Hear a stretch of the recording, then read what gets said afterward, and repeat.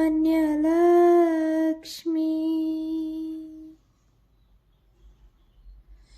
सुमनसवन्दित सुन्दरि माधवी चन्द्र सहोदरि हेममये मुनिगणवन्दित मोक्षप्रदायिनि मञ्जुलभाषिनि वेदनुते पङ्कजवासिनि देवसुपूजित सद्गुणवर्षिणि शान्तियुते जय जय हे मधुसूदन कामिनि आदिलक्ष्मी सदा पालय माम् हयि कलिकल्मषनाशिनि कामिनि वैदिकरूपिणि वेदमये क्षीरसमुद्भव मङ्गलरूपिणि मन्त्रनिवासिनि मन्त्रनुते मङ्गलदायिनि अम्बुजवासिनि देवगणाश्रितपादयुते जय जय हे मधुसूदन कामिनि धान्यलक्ष्मी सदा पालय माम् जय वरवर्णिनि वैष्णवी भार्गवी मन्त्रस्वरूपिणि मन्त्रमये सुरगणपूजित शीघ्रफलप्रद ज्ञानविकासिनि शास्त्रनुते भवभयहारिणि पापविमोचनि साधुजनाश्रितपादयुते जय जय हे मधुसूदन कामिनि धैर्यलक्ष्मी सदा पालय माम् जय जय दुर्गतिनाशिनि कामिनि सर्वफलप्रद शास्त्रमये रथगजतुरगपदादि समावृत परिजन मण्डित लोकनुते हरिहर ब्रह्म सुपूजित सेवित ताप निवारण पादयुते जय जय हे मधुसूदन कामिनि गजलक्ष्मी रूपेण पालय माम् अयि खगवाहिनि मोहिनि चक्रिनि रागविवर्तिनि ज्ञानमये गुणगणवारिधि लोकहितैषिणि स्वरसप्तभूषित गाननुते सकल सुरासुर देव मुनीश्वर मानव वन्दित पादयुते जय जय हे मधुसूदन कामिनि सन्तानलक्ष्मी सदा पालय माम् जय कमलासिनि सद्गतिदायिनि ज्ञानविकासिनि गानमये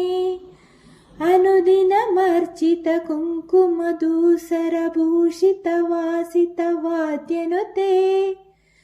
कनकधरास्तुति वैभव वन्दित शङ्कर देशिक मान्यपदे जय जय हे मधुसूदन कामिनि विजयलक्ष्मी सदा पालय माम् प्रणत सुरेश्वरि भारति भार्गवि शोकविनाशिनि रत्नमये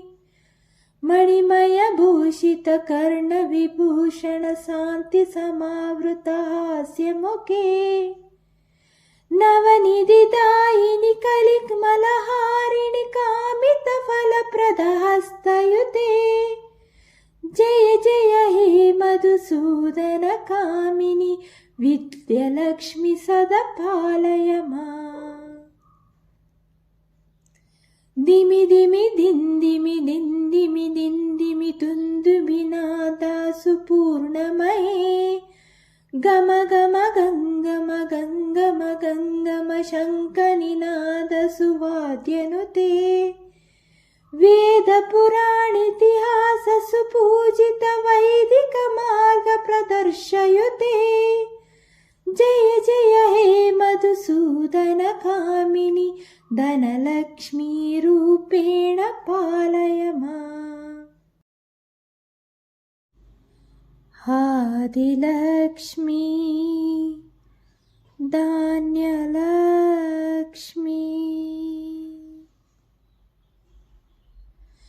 सुमनसवन्दितसुन्दरि माधवि चन्द्रसहोदरि हेममये मुनिगणवन्दितमोक्षप्रदायिनि मञ्जुलभाषिनि वेदनुते पङ्कजवासिनि देवसुपूजित सद्गुणवर्षिणि शान्तियुते जय जय हे मधुसूदन कामिनि आदिलक्ष्मि सदा पालय माम्। हयि कलिकल्मषनाशिनि कामिनि वैदिकरूपिणि वेदमये क्षीरसमुद्भव मङ्गलरूपिणि मन्त्रनिवासिनि मन्त्रनुते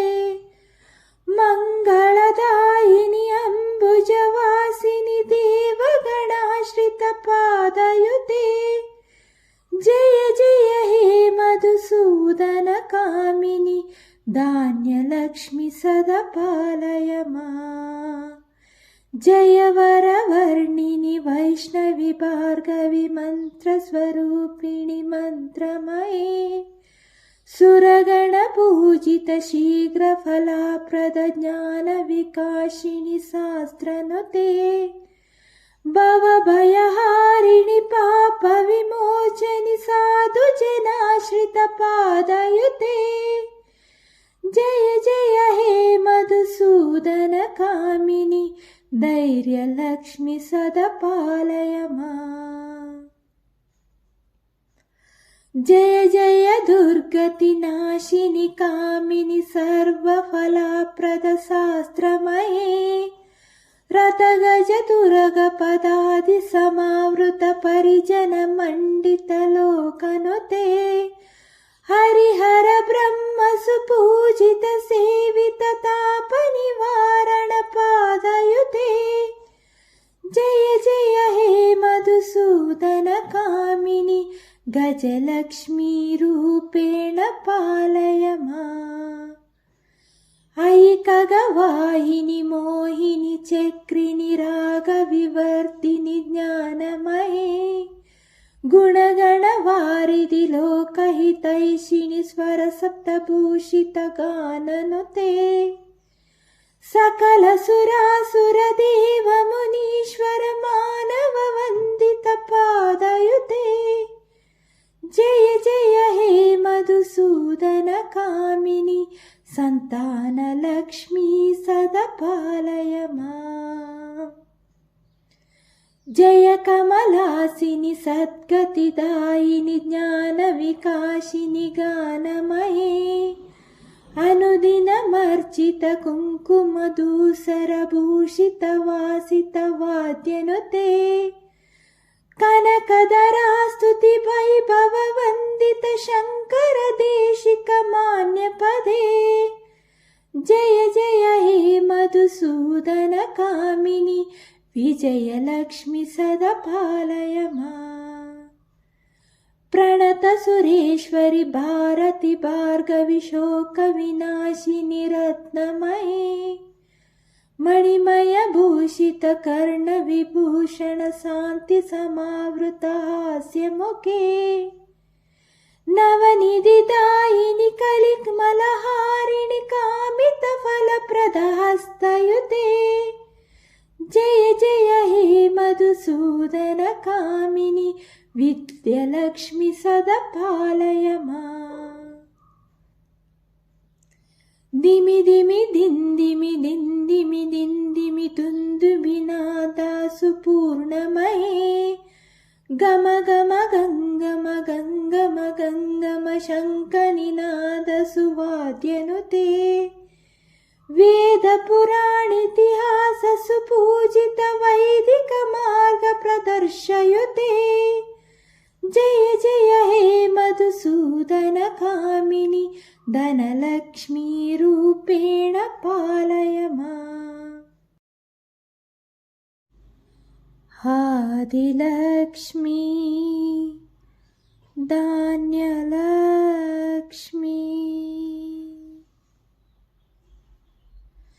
सुमनसवन्दितसुन्दरि माधवि चन्द्रसहोदरि हेममये मुनिगणवन्दितमोक्षप्रदायिनि मञ्जुलभाषिनि वेदनुते पङ्कजवासिनि देवसुपूजित सद्गुणवर्षिणि शान्तियुते जय जय हे मधुसूदन कामिनि आदिलक्ष्मि सदा पालय माम्। हयि कलिकल्मषनाशिनि कामिनि वैदिकरूपिणि वेदमये क्षीरसमुद्भव मङ्गलरूपिणि मन्त्रनिवासिनि मन्त्रनुते मङ्गलदायिनि अम्बुजवासिनि देवगणाश्रितपादयुते जय जय हे मधुसूदन कामिनि धान्यलक्ष्मि सदा पालय माम्। जय वरवर्णिनि वैष्णवि भार्गवि मन्त्रस्वरूपिणि मन्त्रमये सुरगणपूजित शीघ्रफलाप्रद ज्ञानविकासिनि शास्त्रनुते भवभयहारिणि पापविमोचनि साधुजनाश्रितपादयुते जय जय हे मधुसूदन कामिनि धैर्यलक्ष्मि सदा पालय माम्। जय जय दुर्गतिनाशिनि कामिनि सर्वफलप्रद शास्त्रमये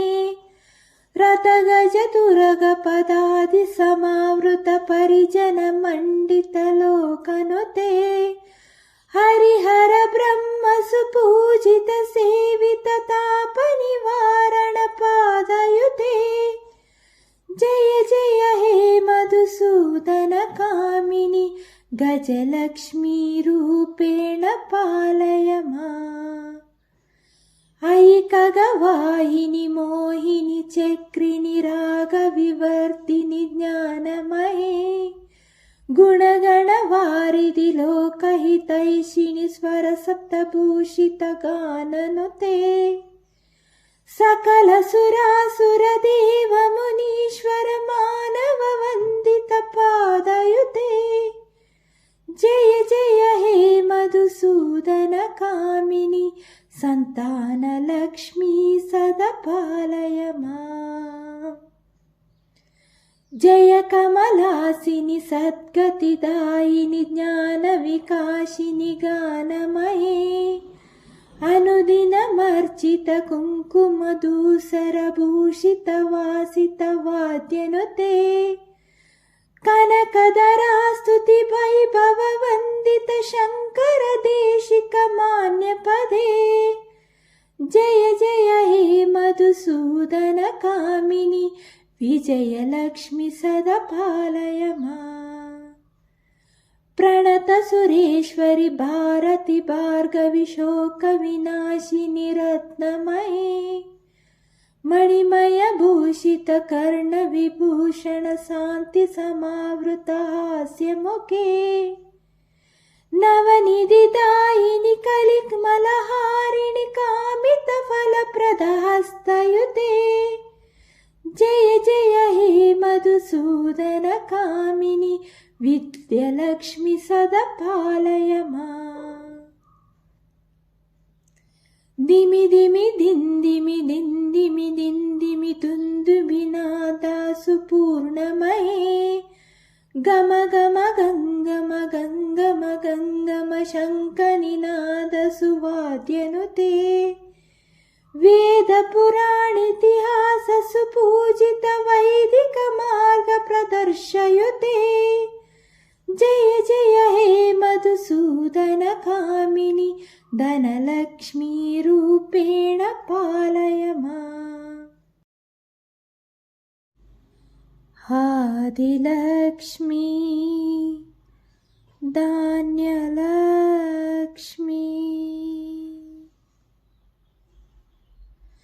सुमनसवन्दित सुन्दरि माधवि चन्द्र सहोदरि हेममये मुनिगणवन्दित मोक्षप्रदायिनि मञ्जुलभाषिनि वेदनुते पङ्कजवासिनि देवसुपूजित सद्गुणवर्षिणि शान्तियुते जय जय हे मधुसूदन कामिनि आदिलक्ष्मि सदा पालय माम् हयि कलिकल्मषनाशिनि कामिनि वैदिकरूपिणि वेदमये क्षीरसमुद्भव मङ्गलरूपिणि मन्त्रनिवासिनि मन्त्रनुते मङ्गलदायिनि अम्बुजवासिनि देवगणाश्रितपादयुते जय जय हे मधुसूदन कामिनि धान्यलक्ष्मि सदा पालय माम् जय वरवर्णिनि वैष्णवि भार्गवि मन्त्रस्वरूपिणि मन्त्रमये सुरगणपूजित शीघ्रफलाप्रद ज्ञानविकासिनि शास्त्रनुते भवभयहारिणि पापविमोचनि साधुजनाश्रितपादयुते जय जय हे मधुसूदन कामिनि धैर्यलक्ष्मि सदा पालय माम् जय जय दुर्गतिनाशिनि कामिनि सर्वफलप्रद शास्त्रमये रथगजतुरगपदादि समावृत परिजन मण्डित लोकनुते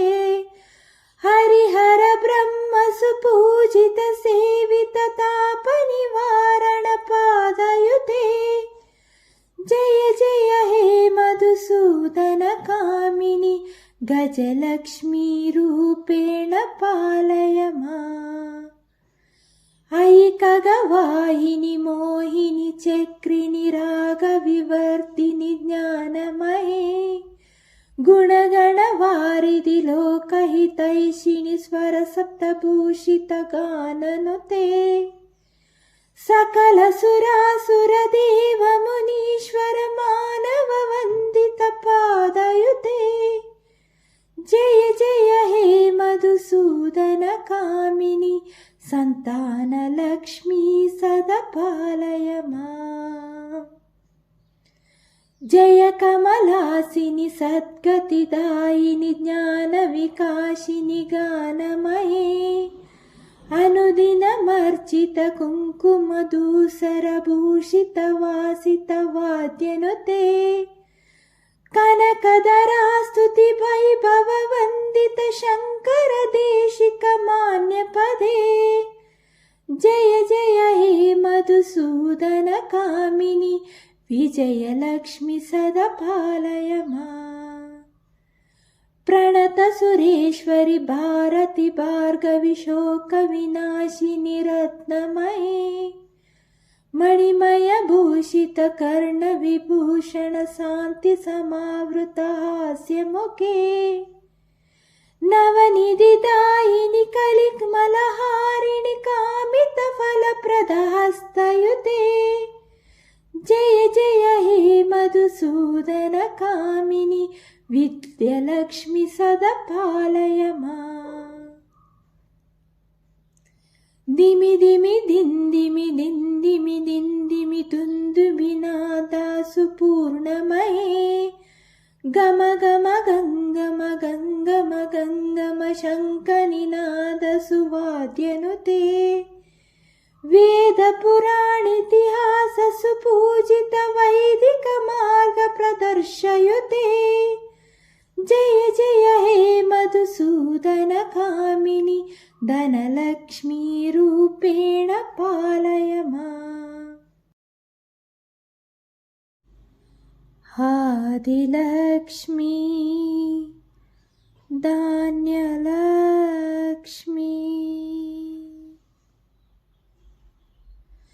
सुमनस वन्दित सुन्दरि माधवि चन्द्र सहोदरि हेममये मुनिगण वन्दित मोक्षप्रदायिनि मञ्जुलभाषिनि वेदनुते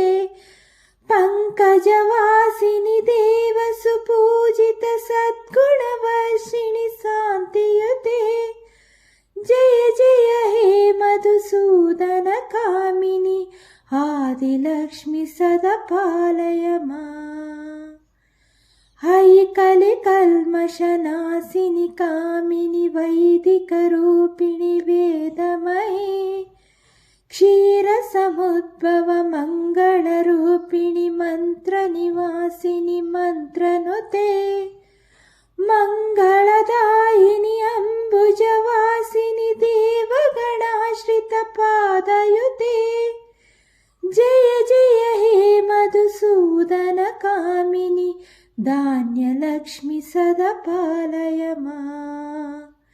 जय वरवर्णिनि वैष्णवि भार्गवि मन्त्रस्वरूपिणि मन्त्रमये सुरगणपूजित शीघ्रफलाप्रद ज्ञानविकासिनि शास्त्रनुते भवभयहारिणि पापविमोचनि साधुजनाश्रितपादयुते जय जय हे मधुसूदन कामिनि धैर्यलक्ष्मि सदा पालय माम्। जय जय दुर्गतिनाशिनि कामिनि सर्वफलप्रद शास्त्रमये रथगजतुरगपदादि समावृत परिजन मण्डित लोकनुते हरिहर ब्रह्म सुपूजित सेवित ताप निवारण पादयुते जय जय हे मधुसूदन कामिनि गजलक्ष्मी रूपेण पालय माम्। अयि खगवाहिनि मोहिनि चक्रिणि रागविवर्तिनि ज्ञानमये गुणगणवारिधि लोकहितैषिणि स्वरसप्तभूषित गाननुते सकल सुरासुर देव मुनीश्वर मानव वन्दित पादयुते जय जय हे मधुसूदन कामिनि सन्तानलक्ष्मी सदा पालय माम्। जय कमलासिनि सद्गतिदायिनि ज्ञानविकासिनि गानमये अनुदिनमर्चित कुङ्कुमधूसरभूषित वासित वाद्यनुते कनकधरास्तुति वैभव वन्दित शङ्कर देशिक मान्यपदे जय जय हे मधुसूदन कामिनि विजयलक्ष्मि सदा पालय माम्। प्रणत सुरेश्वरि भारति भार्गवि शोकविनाशिनि रत्नमये मणिमय भूषित कर्णविभूषण शान्ति समावृत हास्यमुखे नवनिधिदायिनि कलिकमलहारिणि कामित फलप्रद हस्तयुते जय जय हे मधुसूदन कामिनि विद्यलक्ष्मि सदा पालय माम्। दिमि दिमि दिन्दिमि दिन्दिमि दिन्दिमि तुन्दुबिनादासु पूर्णमये गम गम गङ्गम गङ्गम गङ्गम शङ्खनिनादसु वाद्यनुते वेद पुराणेतिहास सुपूजित वैदिक मार्ग प्रदर्शयुते जय जय हे मधुसूदन कामिनि धनलक्ष्मी रूपेण पालय माम्।